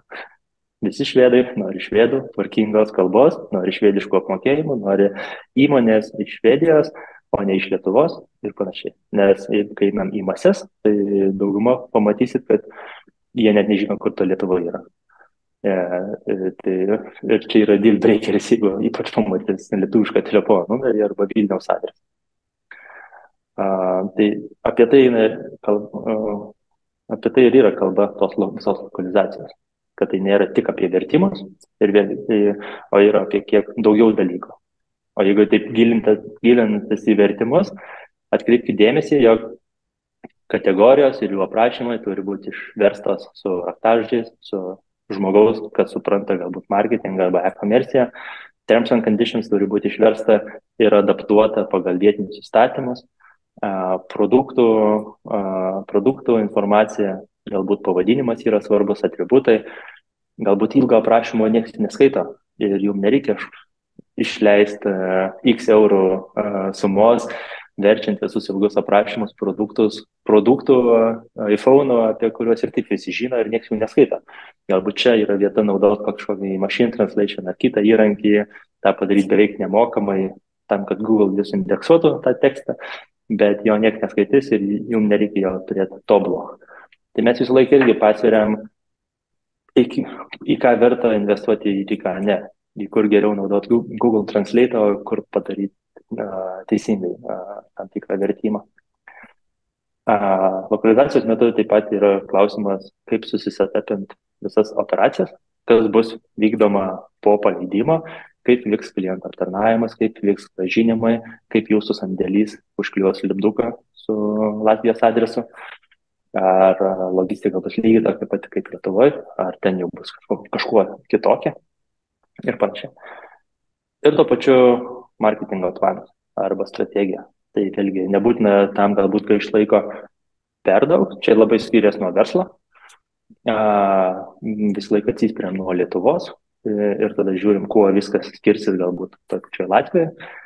Jeigu einam į kokią Švediją, tai nuo Lietuvos galim mažiau atsispirti, nes tada jau turim atsispirti nuo kitų švediškų projektų ir galbūt nes tiesiog einant į Švediją jau yra Google Shoppingas, o Google Shoppingo nėra Lietuvoje. Tas keičia visą strategiją marketingo kanalų, taip. Ten gal tada keičiasi visą socialinių medijų strategiją, net tik vien dėl to, kad ten yra Google Shoppingas, pavadinkim. O gal ten reikia Trustpilot, o gal ten reikia Price Runnerio, ar kitų kažkokių kanalų pardavimo Švedijoje. Bet jeigu kalbame apie Baltijos šalis, tai tie kanalai yra gana panašus arba tokie pat. Tik tai tada skirias, kad tas kanalas yra toks pat, bet jo išnaudojimas, raktažodžiai, žinutės ir panašiai, jie turi būti vis tiek parašytos vietinio specialisto, o ne vertėjo išverstos iš lietuvių kalbos. Nes lietuviškas humoras nėra estiškas humoras ir taip kaip mes čia vartojam tam tikrus žodžius ar raktažodžius, jie nėra vartojami tose šalyse. Ir šitoj vietoje, taip. Šitoj vietoj gal kaip tik, kadangi tikriausiai dabar jau prie optimizavimo pereisite, tai yra kaip tik klausimas apie marketingo planą turbūt. Ar verta samdyti vietinę PR reklamos agentūrą, pavyzdžiui, Italijoje, kad perprasti mentalitetą, išnaudoti netvarką, kad jie bendrautų, pavyzdžiui, su influenceriais? Taip, jeigu kalbam apie Italiją, tai yra gana tolima šalis nuo Lietuvos, aš irgi rekomenduočiau galbūt dalį darbų jau daryti su vietinė agentūra. Ypač jeigu tai yra PR-as ir jūsų verslui tas yra reikalinga, vietinė agentūra greičiausiai jau žino vietinius niuansus, jie žino vietinius partnerius, galbūt leidinius vietinius, su kuriais turi geresnės kainas, negu jūs ateisit tiesiog iš gatvės į tos kanalą. Influencerių kanalus mes su jais dirbam labai daug ir mes matom, koks yra didelis skirtumas tarp šalių, kaip kad influencerių kanalus, pavadinkim, iš tos pusės, kiek Lietuvoje stiprus YouTube'as ir visi podcastai influencerių ir kaip to nėra galbūt kitoj šaly. kiek kaina gali skirtis, nežinau, ką tu nuperki Lietuvoje už 500 eurų ir kodėl tas pats, kaip ir turinys ir formatas Suomijoje kainuoja 5000 eurų. Ir ar tai apsimoka, ar tai atsipirks. Ar kokioje Lenkijoje, kur yra tokia didelė šalis ir tų influencerių yra tikrai daug, kuo jie visi skiriasi, kur jie yra stipriausi, kokiuose miestuose, regionuose ir panašiai. Tai tokia šalyje kaip Italija, aš visai palaikyčiau idėją, kad dalį darbų ar visus darbus atiduoti vietinį agentūrą. Nes net ir tie patys, mes Italijoje dirbam tam su AdWords, su socialinė medija, bet mes labai aiškiai pasakom, kada jau reikia naudoti vietinę įmonę. Ir tokiam darbui kaip PR-ui mes naudojam vietinius partnerius. Tai va, bet šitame žingsnį mes tada paleidžiam parduotuvę naujoje rinkoje. Ir optimizas žingsnis yra pirmi 3 mėnesiai, kada mes stengiamės suprasti rinką, kaip joje dirbti. Mūsų marketingas dažniausiai koncentruojasi į greitas konversijas, tai yra į AdWords, tai socialinę mediją, bet galbūt dar kol kas nesėjo, ne kiti ilgesnio laiko atsiperkamumo kanalai, pavadinkim. Visą laiką yra klaidų, visą laiką yra ką pasitaisyti pirmais mėnesiais. Lygiai taip tiek sandėlį, tiek su marketingu, tiek su pačiu parduotuve. Tai tie pirmi 3 mėnesiai ir yra prisitrinimas naujoje rinkoje, supratimas, kaip su jie dirbti. Išėjom su vienu marketingo biudžetu, po mėnesio mes jau suprasim, o kokio iš tikrųjų mums ten reikia biudžeto. Ar mažesnio, ar didesnio, kaip reaguoja klientai ir panašiai. Ar gaunam pirmus užsakymus, ką girdim iš klientų aptarnavimo pirmais mėnesiais, dėl ko žmonės, klientai skambina, kreipiasi į parduotuvę. Aš apie klientų aptarnavimą daugiau papasakosiu, bet čia yra labai svarbios žinios tais pirmais mėnesiais, kad mes galėtumėm susitaisyti arba ką manėm vienaip pasitaisyti kitaip, nes jau dabar jau klientai mums pasako, kas jam yra patogu arba nepatogu. Ir tuomet einam į tą augimo stadiją, kur mes stengiams, kad mūsų projektas taptų pelningas, kad jūsų parduotuvė taptų pelninga toj rinkoje. Tai reiškia, jau galim pilnai ir agresyviau galbūt naudoti visą marketingo strategiją ir agresyvesnį galbūt konkuravimą su vietiniais žaidėjais.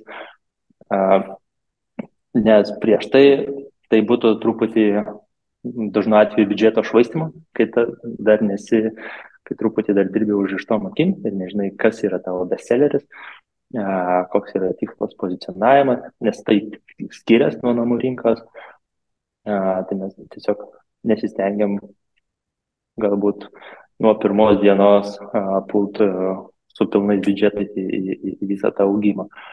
Taip pat galbūt reikia persiderėti sąlygas su tam tikrais partneriais, nes kada jūs pasileidot, pirmą mėnesį jūs gavote galbūt 5 užsakymus ir jūsų logistika kainavo X, bet šituo atveju jūs jau gaunate 500 užsakymų ir jūs galbūt galite persidėlioti logistiką, kad ją atpiginti per kiekvieną užsakymą. Čia tik tai pavyzdys, bet tų procesų gali būti labai daug. Ir kaip jūs grąžinat pinigus klientam, ir kaip buhalterija veikia. Ir dabar jau yra laikas, kada galim grįžti prie tokių darbų, kaip galbūt reikia įmonę užregistruoti, galbūt tik PVM kodą, galbūt kažką kitą susitvarkyti, kas turėjo žemesnį prioritetą lokalizacijos metu. Nes tikrai ne nuo to reiktų pradėti. Ir jeigu matom, jog užsakymai tolygiai auga naujoje rinkoje, jog ta rinka vis panašėja į namų rinką, turiu omeny, darbai tampa rutininiai, jūs susidirbat ir susikalibruojat su partneriais, toliau auginat verslą naujoje rinkoje, tada galima pradėti galvoti apie viso plano kartojimą iš naujoje rinkoje. Kada įsitvirtinat Latvijoje, Estijoje, tada galima pradėti galvoti, ar sekantys žingsnis mūsų yra į Suomiją, ar į Lenkiją, ar į Čekiją, ar į kurią nors kitą rinką, nes tada jūs jau tą kartotumėt su visa savo patirtim ir iš IT pusės, ir iš marketingo pusės, ir iš resursų pusės, ar verta samdyti žmogų, ar neverta, ar verta dirbti su freelanceriu, ar neverta, ar verta dirbti su agentūra ir taip toliau. Grįžtant prie to lokalizacijos, dar kartą tik noriu paakcentuoti, kad tos lokalizacijos žingsnis yra dažnu atveju labai nuvertinamas, bet labai svarbus iš tikrųjų pasiruošti tą teisingai nuo pirmos dienos. Pasiruošti analitikos nuo pirmos dienos, kad sek datą. Pasiruošti naujienlaiškius nuo pirmos dienos ir kaupt duombazę. Ir daug kitų tokių smulkmenų, apie kurias galbūt verta pagalvoti vienaip arba kitaip. Taip? Nes natūralu, jūs einat į rinką, kurioje jau yra tam tikri žaidėjai, prekiaujantis lygiai tais pačiais produktais ir tais pačiais prekių ženklais. Arba jeigu jūs esat gamintojas ir einat su savo prekių ženklu, galbūt nerasit jau savo prekių ženklo naujo rinkoje, bet alternatyvą savo prekių ženklo tikrai greičiausiai rasit. Jeigu jūs, nežinau, siūnat plėdus, tai greičiausiai toj rinkoje yra plėdų įvairių brandų ir tos įmonės, čia pavyzdys galbūt iš Švedijos, iš fashion galbūt srities, kad tose rinkose yra X įmonių, kurios jau dirba daug metų, kurios kiekvieną dieną stengiasi optimizuoti savo webshopus, stengiasi gerinti savo marketingo veiksmus, stengiasi būti patogesni savo klientam, tiek dėl pristatymų, dėl grąžinimų ir taip toliau. Ir jūs ateinate į tokią rinką ir tada sakysit, bet mes būsim anglų kalba ir mes turėsim lietuvišką telefoną ir kodėl turėtų klientas rinktis jūs, negu žaidėją, kurį daug metų pažįsta, pavadinkim. Aš nenoriu to perkreipti ir atbaidyti nuo tos plėtros, bet aš tik tai noriu paakcentuoti, kad ta lokalizacija yra ganėtinai svarbus žingsnis, užtikrinant, kad kitose žingsniuose jūsų marketingas bus ne per daug brangus ir ta konversija bus teisinga, atsiperkamumas marketingo bus teisingas ir panašiai. Mes beje, va čia irgi ten dar sustabdysiu apie klausimą turim vieną tokį, man atrodo, čia jisai visai laiku ir vietoj būtų. Parduotuvės pavadinimas yra lietuvių kalba. Ar verta versti ją į kelias skirtingas kalbas? Tai vat prisimenant vat šitą skaidrę ir vieną tą prieš tai. Tai vat čia, man atrodo, vat tame kontekste. Taip, labai teisingas klausimas. Ir galim trumpai padiskutuoti tokį klausimą. Jeigu jūs turite domeną, tarkim, koks gali būti domenas. Prekių ženklas ne lietuvių kalba, bet galbūt, Flokatė, labai gražus pavadinimas, lietuviškas gamintojas. Ir tas Flokatė tiek Lietuvoje, tiek Latvijoje, ar Estijoje, ar Vokietijoje skamba visai gerai. Mes tik tai ką padarom, vis laik mūsų vokiečio paklausim, kaip jam tas žodis skamba, ar nėra blogų asociacijų ir panašiai. Ir tai tą prekių ženklą naudosim vieną. Jeigu jūs turit lietuvišką prekės ženklą arba domeną pavadinimo žaislai 24 LT, nežinau, ar yra tokia parduotuvė, bet tarkim, naudojant lietuvišką raktažodį domenę, kokias galimybės jūs turit? Su tuo pačiu domenu jūs tikrai neįsit į Latviją, žaislai 24 LV, nes Latvija nieko nesupras iš tos pusės. Ką norit pasakyti? Jūs turi galimybę arba ieškoti vertimo, tai kažkaip latviškai išversta žaislai 24.lv. Jeigu toks domenas yra laisvas, jūs turit galimybę sukurti galbūt naują domeną, kurį naudojasit užsienio rinkom. Labai geras pavyzdys yra įrankiai LT Lietuvoje, bet visom užsienio rinkom jie naudoja Werkter prekių ženklą. Tai yra werkter.lv, werkter.dk Danijoje, werkter.se Švedijoje ir panašiai.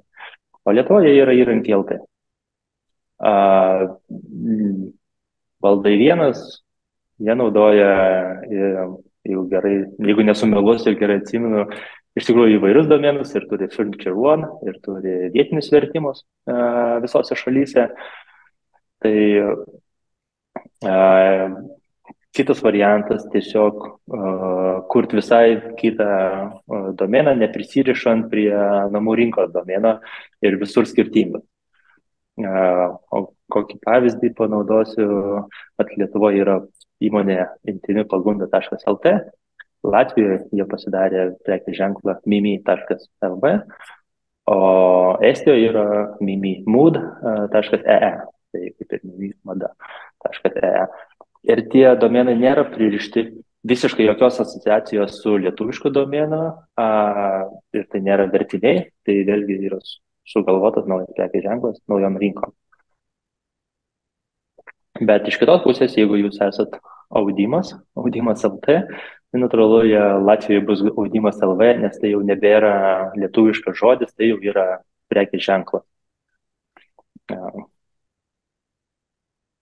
O kaip tada yra irgi dėl tokio dalyko, pavyzdžiui, UABas ar mažoji bendrija, ir irgi nėra Švedija, Estija, ir bet kokiu atveju atsiskaitydamas pirkėjas jau matys, kam jisai moka čekauti, bus gavėjas, kad UAB grožio mada ir panašiai. Kaip dėl to? Reikėtų tada Švedijoje, Estijoje, kitose šalyse kurti? Truputį skiriasi tarp rinko, tai jeigu pradedant nuo Baltijos šalių, aš niekad nerekomenduoju atidarinėti vietinės įmonės, iki kol mes neturim tam argumentų. Jūs pilnai galite dirbti iš Lietuvos, visoje Europos Sąjungoje, tai tame tarpe ir Latvijoje, Estijoje. Ir pirmiem žingsniam, jau, manau, nereikia kurti vietinių įmonių ar registruoti PVM kodo. Pirmiem žingsniam prioritetas yra lokalizacija, marketingas, kasdienė veikla ir gauti užsakymus. Vėliau, po 3 mėnesių, po 6 mėnesių galbūt atsiranda vis daugiau argumentų ir priežasčių, dėl ko vertėtų užsiregistruoti vietinę įmonę arba vietinį PVM kodą ir panašiai. Ar atsidaryti vietinę banko sąskaitą, jeigu dėl kažko tai reikia. Ir tos priežastys gali būti įvairios. Gali būti, kad mums nieko to ir nereikės. Gali būti, kad įmonė nusprendžia investuoti į vietinį showroomą, fizinį tašką ir galbūt dėl to reikia vietinės įmonės. Galbūt įmonė, bet šią savaitę turėjom tokį atvejį, kada jiem reikia tiesiog dėl tiekėjų atskiros įmonės, kad jie galėtų prekiauti ne per savo įmonę, o per naują įmonę kitoje šalyje. Tai tų priežasčių gali būti įvairių. Bet pačioj pradžioje aš niekad su tuo neskubu to daryti. Dėl pasitikėjimo lokalizacijos metu labai teisingai.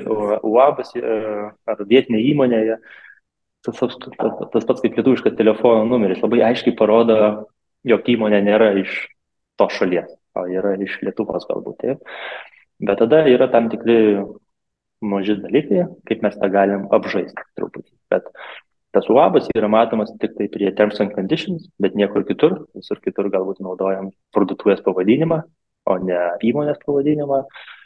Tas UABas pasimatys jau atlikus užsakymą, kai yra išsiunčiama sąskaita arba order confirmation emailas, bet tuo metu klientas jau yra padaręs užsakymą.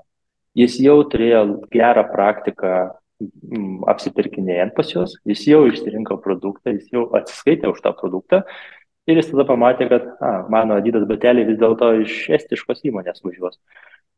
Bet koks man skirtumas, aš jau įsigijau, aš jam galiu paskambinti lietuvių kalbą, aš galėsiu grąžinti Vilniaus ar Kauno adresu ar Omnivos flipo įmesti paštomatą ar kažkaip kitaip. Ir aš pilnai pasitikiu tą įmonę, bet dabar tik pamačiau, kad tai yra estiška įmonė, kuri prekiauja visose Baltijos šalyse. Tai buvimas iš tam tikros šalies, o Baltijos šalyse, tai nėra pats iš savęs minusas.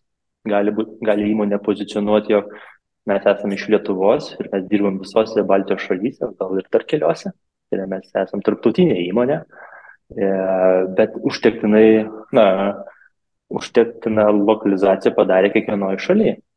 Ten kaip koks avalynė, daugelis žino, kad jie yra iš Lenkijos, bet jie pasistatė parduotuvę ir visą aptarnavimą taip, kad lietuvių klientui būtų patikima ir patogu iš jų pirkti. Taip pat kaip koks Zalando ar About You, galbūt visi žino, kad jie iš Vokietijos ar iš kitos šalies, bet iš jų yra užtektinai patikima ir patogu pirkti tiek Lietuvoje, tiek Latvijoje. Ir dėl to nekelia problemų. Bet jeigu mes galvojam, tarkim, apie kokią Švediją, ta problema gali būti didesnė. Nes švedas pamatęs lietuvišką uabą, jis net nesupras, kad tai yra lietuviškas, bet jis labai aiškiai supras, kad tai nėra švediškas. Ir tada tai gali paskatinti toliau skaityti kitą informaciją, ieškoti kitų aspektų, ar aš galiu jais pasitikėti.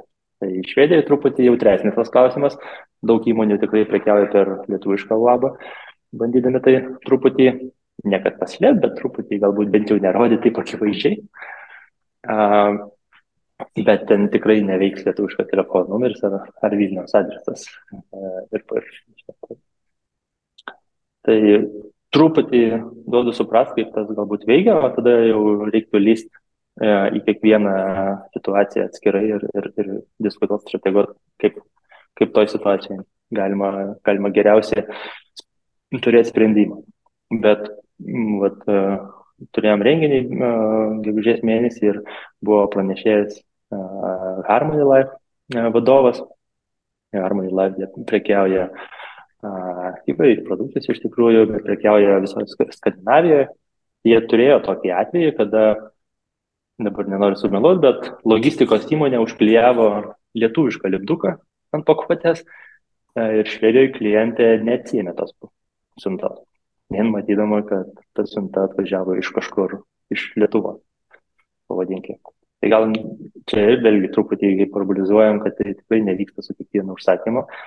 Bet jau, kad ir 1 iš 1000 atvejų, toksai tik tai parodo, kad tai yra visai svarbu atkreipdėmėsi ir įsivertinti kaip riziką.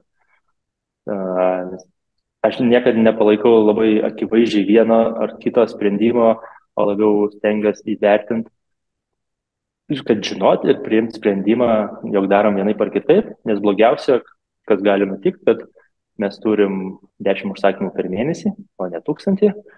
Ir mes nežinom, nuo ko pradėti ieškoti. Ar mūsų parduotuvė nekonvertuoja, ar mūsų lokalizacija yra prastai atlikta, ar mūsų marketingas neveikia, ar mūsų produktas yra netinkamas ir panašiai.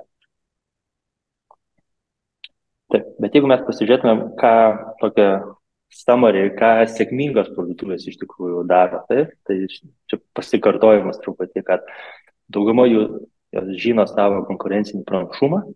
Ar jie prekiauja brandiniu produktu, ar nebrandiniu, ar savo pačių brandų, ar nebrandinių produktų iš Kinijos, ar nebrandinių produktų iš Lenkijos. Visur tai yra skirtumas pozicionavime, taip. Kiek turi produktų, kokias turi kategorijas, ar daro dropshipping, ar turi savo sandėlį ir sugeba greitą pristatymą daryti, ar gali konkuruoti kainą, ar gali būti kainos lyderiai, ar galbūt turi kažkokį leasingo programą, o konkurentai to neduoda ir panašiai. Taip, tai yra aiškus konkurenciniai pranašumai. Ir jie neturi būti kažkokie pompastiški ir labai stiprus, bet tu turi suprasti, ant ko galbūt statysi visą savo marketingo strategiją ir pačią parduotuvę. Lengvas apsipirkimas, tai reiškia parduotuvės paruošimas, parduotuvės usability, ar jį turi skirtis nuo lietuviškos ar ne, vietinis klientų aptarnavimas, visais kanalais, kuriais yra patogu klientui, toj šaly su jumis bendrauti. Pas mus yra toks skirtumas, kad Vokietijoje mes turim WhatsApp'ą, bet WhatsApp'o mes nesiūlom nei Latvijai, nei Estijai, nei Lietuvai, nes tai nėra populiarus galbūt kanalas kaip e-komercijų klientų aptarnavimo. Bet yra telefonas, e-mailas, live chatas, chatbotas, socialinė medija, pristatymai, grąžinimų strategija, ar už grąžinimus klientas turi mokėti, ar įmonė padengia tos grąžinimus, kaip greit galima ir lengvai atlikti tą grąžinimą, garantinis aptarnavimas ir panašiai. Tai. Marketingo, investavimas į marketingą. Vienas dalykas, vienas dažnesnių dalykų, dėl ko įmonės, pavadinkim, feilina naujose rinkose arba suklumpa, įsivertint finansinės galimybės sekantiem 6 mėnesiam. Kaip jūsų veikla vystytos, jeigu jūs sekančius 6 mėnesius neturėsit nei vieno užsakymo iš naujos rinkos, tačiau jūs turėsit palaikyti visas operacijas, kurios kažkokią kainą turi, investiciją mėnesinę, jūs turėsit investuoti į marketingą naujoje rinkoje. Tai visų pirma, užsitikrinti finansinį stabilumą tokiam projektui, nors jis yra galbūt sąlyginai nedidelis, bet tai yra svarbu. Suprast, ką gali daryti patys iš įmonės vidaus, ką gali daryti su partneriu, kada reikia partnerio toj rinkoje, kada gali jūsų dabartinis partneris padėti naujoje rinkoje, pavadinkim. Ir stengtis tą marketingą lokalizuoti ir pritaikyti taip, kad Latvijas suprastų jūsų norimą žinutę ar jūsų kampaniją ar panašiai. Ir paskutinis dalykas, aišku, visą laiką sekti konkurentus, žiūrėti jų veiksmus, kaip jie galbūt ruošias tam pačiam high seasonui, kaip jie ruošias Black Friday, kas yra dabar aktualu, taip, sekti savo klientus. Tuoj pakalbėsiu truputį daugiau apie klientą aptarnavimą, bet klientai yra jūsų, klientai jums kiekvieną dieną skambina ir sako, kodėl jie turėjo jums paskambinti prieš įsigydami prekę arba po įsigijimo jūsų parduotuvėje. Kodėl jie negalėjo to įsigijimo padaryti, nesusisiekę su parduotuvė. Tai klientų aptarnavimas šiai dienai yra stipriausias marketingo įrankis, mano nuomonė. Ir tiesiog tokia žinutė, kurią dažniausiai komunikuoju, kad labai dažnai mes pervertinam, kaip yra sunku išplėsti įmonę į naują rinką, bet labai dažnai mūsų klientai nuvertina, kaip yra lengva laimėti klientą naujoje rinkoje nuo konkurento. Nes lokalizacija yra svarbus dalykas, bet tai yra techninis dalykas, kur yra svarbu nepraleisti kažkokių dalykų, atlikti teisingai ir pasileisti, bet visas procesas reikalauja fantazijos ir kūrybos po pasileidimo, kaip jūs ten dirbat su marketingu, kiek jūs galite skirti resursų, ar jūs skiriat visus resursus namų rinkai ir tik pribėgom prieinat prie Latvijos, ar jūs valdot Latvijos ir Lietuvos elektroninės parduotuvės lygiai vertiškai visais resursais. Ir tas duoda labai didelį skirtumą. Mes čia turėjom komentarą iš vieno kliento, kuris dirba Lietuvoje ir Estijoje, ir dabar jau Lenkijoje. Sakė, kad Donatai, žinok, mums Estija niekaip neįsivažiavo, iki kol mes padarėm sprendimą įmonės viduje, kad mes laikom visas šalis vienodai, o ne pirmą yra namų rinka ir tada kiek jau laiko ir resursų ir visko lieka, ir tada jau prieinam prie Estijos ir kitų rinkų. Tada mes padarėm tą sprendimą, kad tiesiog turim 2 pardavimo kanalus - Lietuva, Estija. Ir jeigu ruošiam marketingą, ruošiam abejom, jeigu ruošiam produktus, ruošiam abejom ir taip toliau, tada tai Estija įsivažiavo. Vienas kliento pavyzdys, Fabrika Form PL, tai yra lenkiška įmonė, prekiaujanti home decor, virtuvės įrankiais, mažais baldais ir panašiai, gali tikrai patikrinti. Įmonė turi, aišku, konkurencinį pranašumą, turi sandėlį apie 50 000 produktų, dauguma jų yra brandiniai produktai, gerai žinomi prekių ženklai. Įmonė niekad nevykdė jokio eksporto į užsienį ir niekad nedirbo su partneriais, kaip mes galbūt neoutsourcino tų paslaugų. Bet jie pasitikėjo vieną kartą ir sakė, pabandykim Lietuvą, mažesnė rinka, žiūrint iš Lenkijos perspektyvos, su mažesniais biudžetais, mažesnė rizika projekto, leisiu jums pabandyti. Mes jiems padarėm Lietuvą, jie užbrėžė tam tikrus tikslus pardavimų, kuriuos išėjo pasiekti per pirmus 6 mėnesius. Ir per sekančius 2 metus, kada atsirado jau tas pasitikėjimas, atsirado supratimas, kaip plėstis į naujas rinkas, kaip dirbti su naujom rinkom, mes jiems padėjom atidaryti dar 11 rinkų per 2 metus. Ir dabar dar atidarinėjom UK, tai bus 12 rinka. Ir finaliai jie atidavė administravimą ir marketingo darbus pačioj Lenkijoje, nes tiesiog tai buvo jau logiška, kada darom tos darbą 12 rinkų, tai galima atpiginti resursus ir padaryti tą patį į Lenkijoje. Ką iš to galima išmokti, kad jie darydami pirmą žingsnį į Lietuvą, jie labai aiškiai mokinosi patys, kaip pasiruošti parduotuvę techniškai naujai rinkai, kaip eksportuoti produktus lengvai vertimam, kaip pasijungti klientų aptarnavimą, tarkim, su mumis, kuo skiriasi marketingas ar marketingo kanalai, kaip tą pasiruošti naujai rinkai. Ir tą jie išmokė, jie labai lengvai galėjo tada duplikuoti visus tos procesus į sekančią rinką ir panašiai. Ir nesenai prieš savaitę buvau Lenkijoje ir kaip tik su šito klientą buvau susitikęs. Vieną įdomų dalyką, ką jis pasakė, sako, žinai, Donatai, per 2 metus man atidarėt 11 rinkų, mūsų apyvarta padvigubėjo, sandėlys plyšta per siūlės ir nebetelpam, bet ofise nepasamdėm ne vieno žmogaus papildomo. Ne vieno full-time pozicijos nebuvo sukurtos. Ir va čia yra geras pavyzdys, kaip šiuolaikiškai įmonės vykdo plėtrą į naujas rinkas, nesamdydamas vietinių darbuotojų, vietinių ofisų, nepasidarydamas visų tų fiksuotų kasdienių išlaidų brangių, o naudodamas gal kiek kitus įrankius. Ir pabaigai apie klientų aptarnavimą. Tai aš jau, kaip minėjau, mano supratimu, klientų aptarnavimas yra stipriausias marketingo įrankis jūsų versle, o po to jau eina advertsai ir socialinė medija ir influenceriai. Ir tuoj paaiškinsiu, kodėl.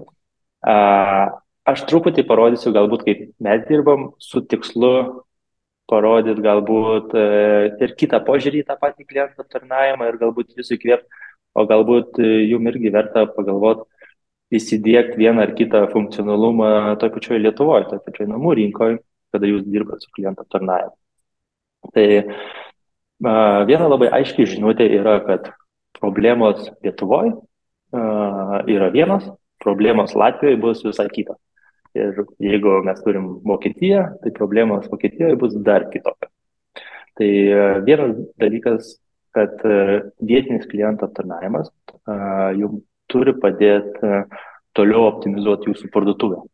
Klientai, kaip sakiau, rašo ir skambina jums kiekvieną dieną su priežastim, kodėl jie negalėjo atlikti užsakymo, nesusikontaktavę su jūsų parduotuvė.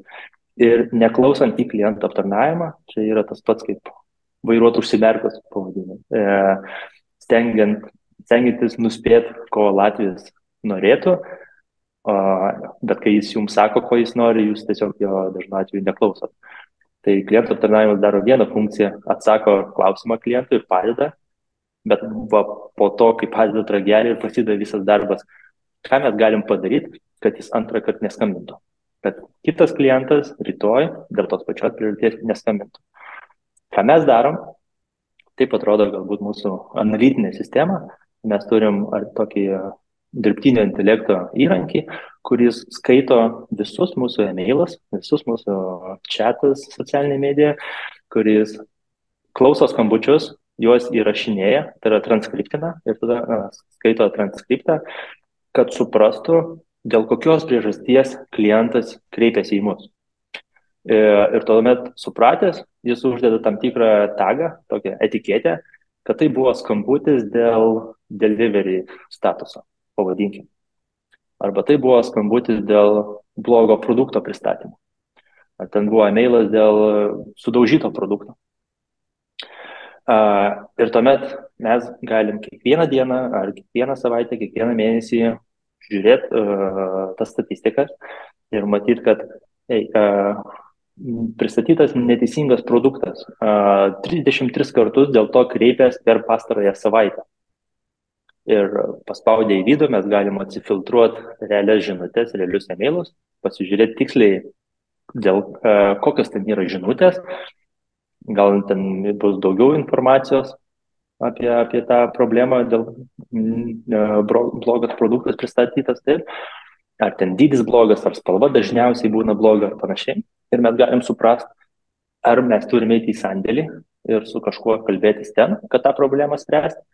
Ar mums reikėtų atnaujinti mūsų produkto aprašymus ir ten nurodyti teisingą spalvą ar teisingus išmatavimus, ar mes dar kažką galim padaryti su savo parduotuve, kad kitą savaitę į mus nesikreiptų dėl to klausimo nauji klientai. Tokiu principu jūs atpiginat savo klientų aptarnavimą kaip paslaugą tokiu principu daugiau klientų gali padaryti užsakymą nepaskambinę jum, arba šituo atveju pristatytas blogas produktas jau skambina po padarius užsakymą. Tai greičiausiai didesnis procentas taps lojaliais klientais, nes jie turėjo tiesiog gerą patirtį ir jiems nereikėjo aiškintis dėl grąžinimų, dėl blogo produkto ar panašiai. Taip. Bet galbūt pasižiūrėsim. Tų tokių tagų gali būti labai įvairių ir mes juos dar galim atsifiltruoti, dėl ko klientai mums skambina prieš padarant užsakymą ir dėl ko klientai mums skambina padarius užsakymą. Tarkim, prieš padarant užsakymą matysit, kad 50% klausimų yra apie produktą. Ar turit stokę, ar kaip greit pristatot, nes nėra tos informacijos, ar nematau dydžio, ar savo norimo, ar gausit papildymą, jokios informacijos nėra parduotuvėje. Ir panašiai, ar čia mažintas dydis, ar čia didintas dydis, nes perku suknelę, noriu įsitikinti. Ir į tuos visus klausimus jūs galite reaguoti ir tada prioritizuoti juos ir su savo programuotojais, su vidiniais resursais spręsti, kaip galite patobulinti parduotuvę, kad rytoj dėl to paties klausimo jums nebeskambintų. Bet jau padarius užsakymą greičiausiai bus kitos problemos. Negavau tracking kodą, negavau išvis produktų, gavau sudaužytą produktą, gavau tik pusę prekių ir panašiai. Vienas dalykas, ką irgi mes matom, čia matot kairiai pusėje, nežinau, ar matom pelytę, bet čia yra top decreases, tai yra sumažėjusių pokalbių ir top increases padidėjusių pokalbių. Ką tai reiškia? Kad aš tiesiog atfiltravau palygint vieną savaitę su kitą savaitę. Praeitą savaitę su dar užpraeitą savaitę. Ir tada galiu matyti, kad per šią savaitę jau sumažėjo 45% blogai pristatytų produktų užklausų. Galbūt praeitą savaitę, užpraeitą savaitę mes padarėm tam tikrus pakeitimus, kur jau dabar matom pokytį, kad tų užklausų vis mažėja. Bet turim ir top increases, tarkim, produkto quality 100% padidėjo tokių užklausų ir vėlgi galim žiūrėti kodėl. Arba cancel order padidėjo 70% tokių užklausų šią savaitę. Tai galim žiūrėti kodėl, ar jie negali apmokėti, ar mūsų checkoutas užlūžo, ar kažką. Ką dar daro Artificial Intelligence įrankiai, jie gali perskaitę visą jūsų emailą, priskirti, kad tai yra brokuotas produktas ir parašyti mažą pastraipą, paaiškinti, padaryti tokį summary visų tų emailų ir paaiškinti, kodėl dažniausiai kreipiasi. Kad produktai buvo sudaužyti, neblogai supakuoti ar panašiai. Ir tas jums leidžia vėl daryti savo išvadas, kaip toliau optimizuoti parduotuvę. Pati platforma, jeigu pavyzdžiui mus klauso ir galvoja, ar jie patys galėtų tokią naudoti. Čia yra jūsų, sakykime, kurta ar kažkokia trečiosios šalies paslauga, gal galima pasakyti pavadinimą. Čia yra platforma trečiosios šalies, kurios įrankį mes perkam ir mes tokių įrankių turim labai daug, įvairiom paslaugom, tiek vertimam, tiek klientų aptarnavimam ir panašiai, bet mūsų strategija yra nusipirkti tokį įrankį ir jį pritaikyti mūsų verslo arba e-komercijai ir tada jį naudoti visiems mūsų klientam. Tai kaip pavyzdys, galbūt būtent dėl šito įrankio, jeigu jūs kreiptumėtės į tą įmonę, vienas prisijungimas vieno e-shopo kainuoja 3000 eurų, kada mes jį naudojam ir mes jį duodam visiems savo klientam nemokamai arba kai kuriam ten už 50 eurų. Nes mes galim tą daryti, kai mes turim 300 e-shopų ir jiem visiems išdalinam tą įrankį. Tai va čia yra gal toks irgi pranašumas būtent butikiniam e-komercijos agentūros versle. Tu ateini ir su teisingais resursais ir su visais įrankiais, kurie būtų neįmanomi arba labai brangus įsigyti kiekvienam žaidėjui atskirai. Nes Sportlandas davė tokį komentarą, kaip tik prieš kelias savaitės, kad sako, mes lygiai tos pačius įrankius bandom kurti įmonės viduj, bet jie mums kainuoja lygiai tiek pat, kiek jum, tik mes jį naudojam tik savo parduotuviai, o jūs naudojat 300 parduotuvių. Jau matau, mano kompiuteris įsikrauna, tai aš truputį paskubinsiu kalbą, bet mes einam prie pabaigos, pabaigai prisimint. Pasirinkit rinką ten, kur jūs manot, arba rodo rodikliai, kad tikrai galite sėkmingai dirbti ir pelningai dirbti.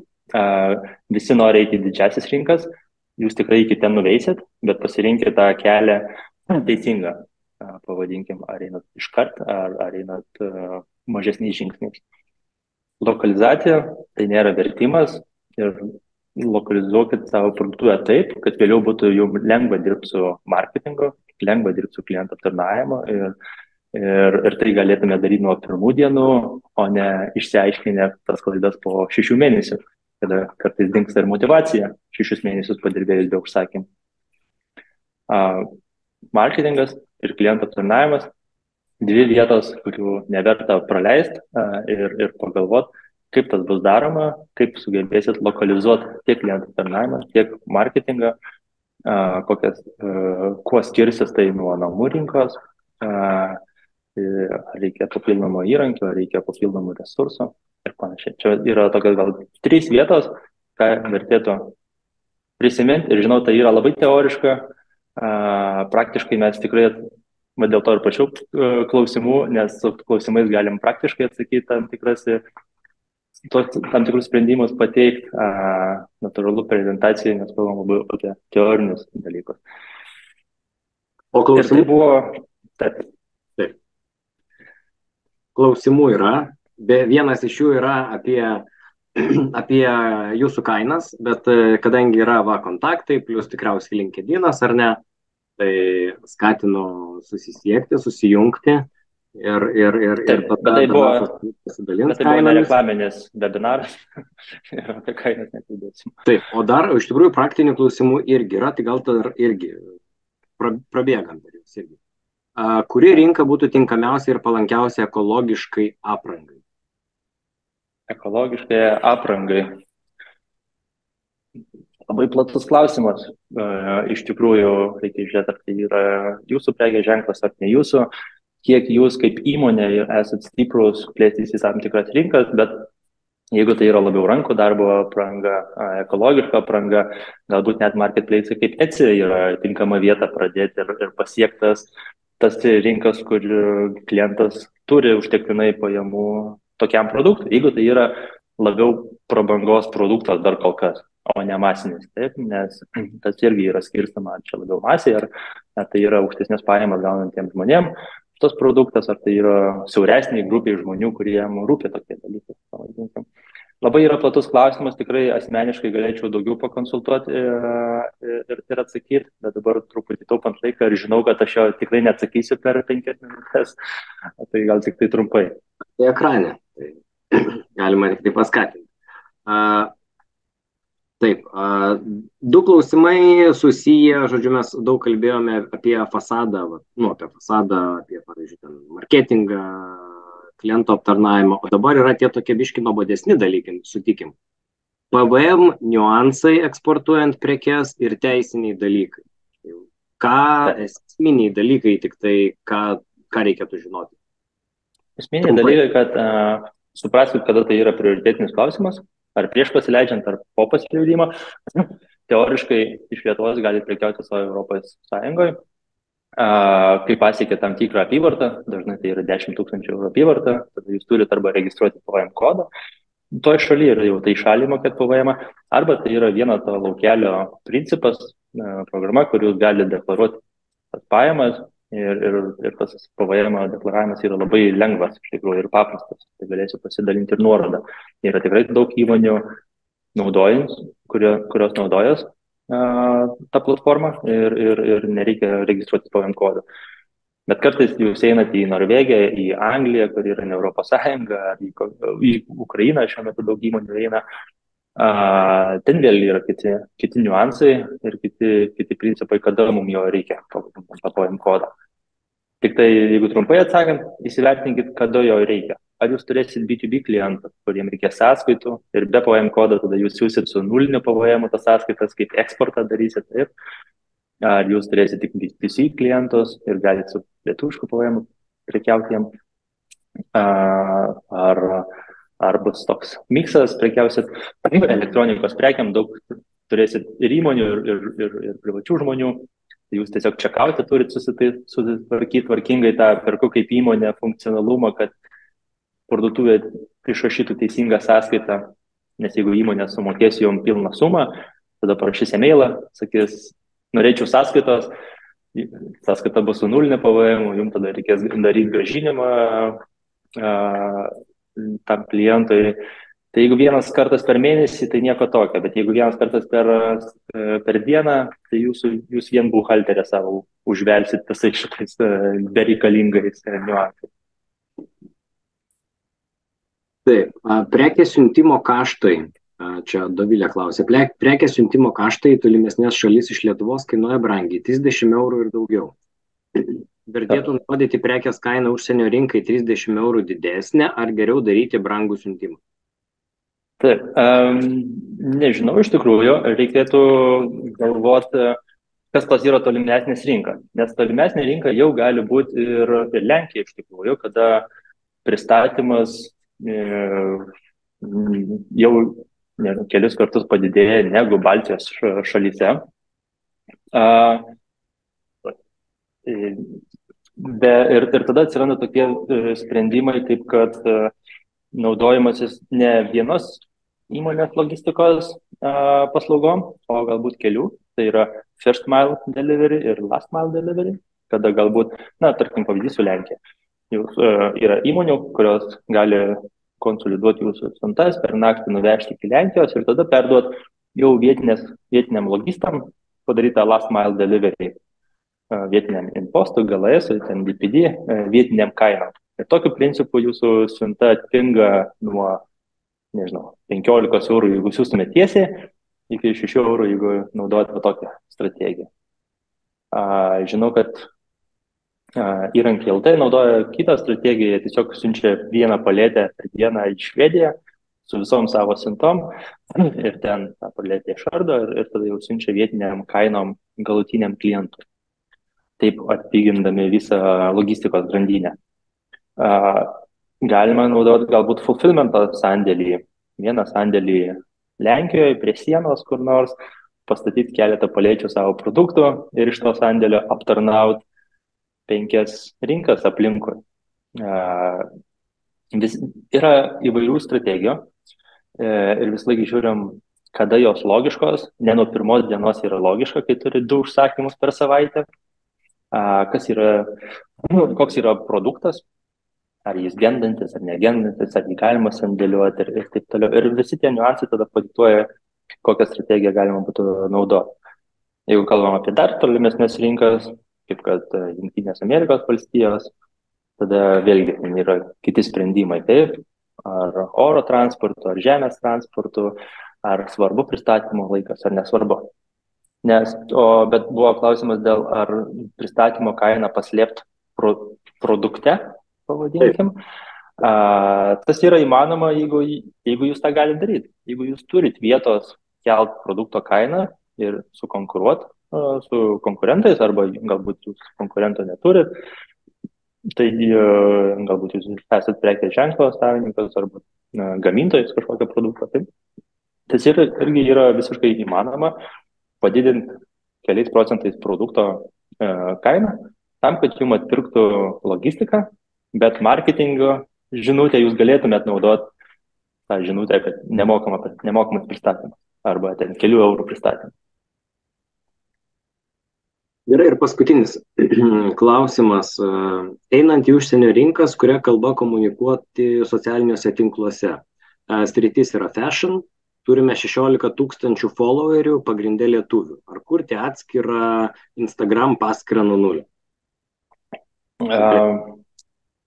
Vėlgi, klausimas su daug atsakymų ir nesigilinant į produktą, nesigilinant į jūsų paskyrą Lietuvoje su visais 16 000 followerių. Dažnu atveju mes naudojam tą strategiją, kad business manageris gali likti vienas mokamai reklamai, bet patys profiliai yra kuriami kiekvienai rinkai atskirai. Ir tada jau komunikavimas vietinė kalba per tos profilius. Čia dažniausiai, bet kaip šiaip galima daryti, galima tikrai kurti Facebooką atskirą per šalį, bet Instagramą naudoti anglų kalbą visom šalim. Vieną.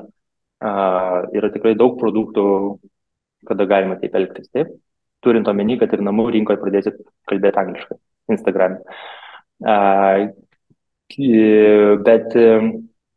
Bet ir nereiktų galbūt ryštis prie followerių, galbūt toks bendras tas klausimas, bendras atsakymas, nes kiekvienoje platformoje dar tie followeriai lošia skirtingą rolę.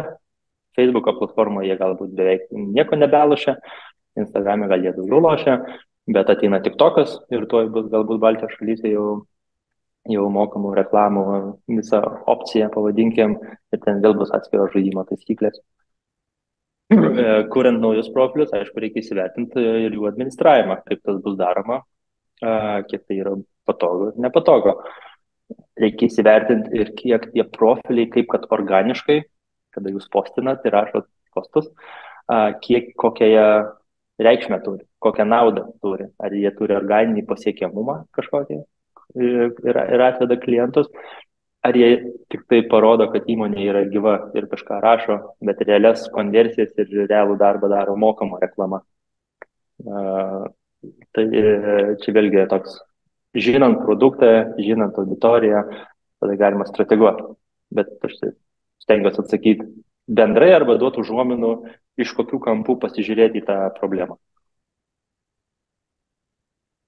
Ačiū Donatui, ačiū už prezentaciją, ačiū už atsakymus. Tikiuosi, radote atsakymus į savo klausimus. Tikiuosi, dabar jau plėsitės į užsienį aktyviau. Jeigu turėsite kažkokių detalesnių klausimų, susisiekite su Donatu tiesiogiai. Ačiū Donatai.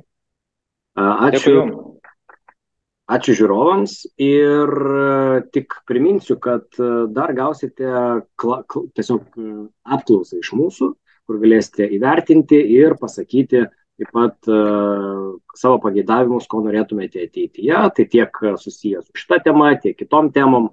Tai tiesiog skatinu būti aktyviais, parašyti, susipažinsim, ko nori mūsų žiūrovai, dalis ir klientai tikriausiai. Ir tada galėsime pagal tai rinkti ateities temas, pranešėjus, o šiaip dabar turime dar 2 pranešėjus, kol kas jų vardų pavardžių neminėsiu, sekite socialiniuose tinkluose ir tiesiog paskelbsime tada artimiausius webinarus. E-commerce Talks tęsiasi, kaip minėjau, šiandien buvo pirmasis naujo sezono webinaras, šį sezoną planuojame turėti webinarus, praeisį sezoną buvo kažkur kas 2 savaitės, kas 3 savaitės, tai šį bus kas vieną kartą kas mėnesį.